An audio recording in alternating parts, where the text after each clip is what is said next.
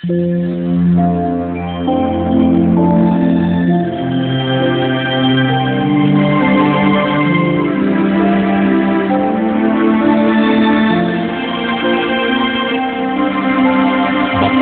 ang bumabasa at ang nangakikinig ng mga salita ng hula at tumutupad ng mga bagay na nasusulat doon, sapagkat ang panahoy malapit na.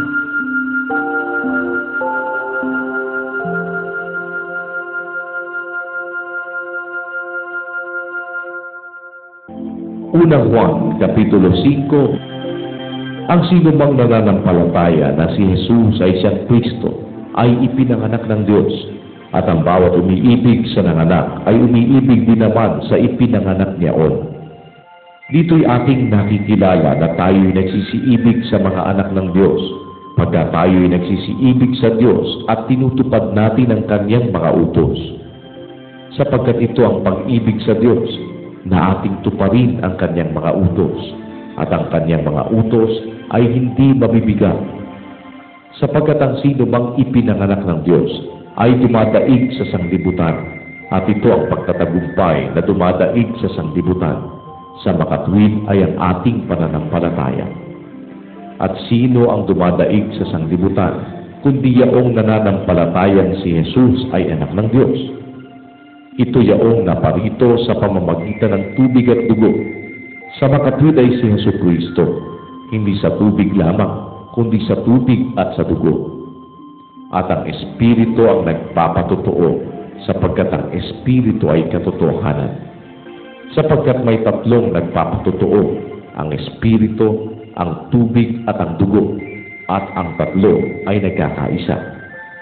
Kung tinatanggap natin ang patotoo ng mga tao, ay lalong dakila ang patotoo ng Diyos, sapagkat ito ang patotoo ng Diyos, na siya'y nagpapatotoo tungkol sa Kanyang anak.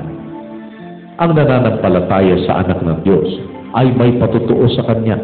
Ang hindi nananampalataya sa Diyos ay ginagawang isang sinungaling ng Diyos, sapagkat hindi sumampalataya sa patotoo na ibinigay ng Diyos tungkol sa Kanyang anak. At ito ang patotoo, na tayo'y binigyan ng Diyos ng buhay na walang hanggan, at ang buhay na ito ay nasa Kanyang anak. Ang kinaroroonan ng anak ay kinaroroonan ng buhay. Ang hindi kinaroroonan ng anak ng Diyos ay hindi kinaroroonan ng buhay. Ang mga bagay na ito ay isinulat ko sa inyo upang inyong maalaman na kayo'y mayroong buhay na walang hanggan, sa makatuwid ay sa inyong nananampalataya sa pangalan ng anak ng Diyos. At ito ang nasa ating pagkakatiwala sa Kanya, na kung tayo'y humingi ng anumang bagay na ayon sa Kanyang kalooban, ay dinidinig tayo niya. At kung ating nalalaman na tayo'y dinidinig niya sa anumang ating hingin, ay nalalaman natin na nasa atin ang mga kahilingang sa Kanya'y ating hiningin.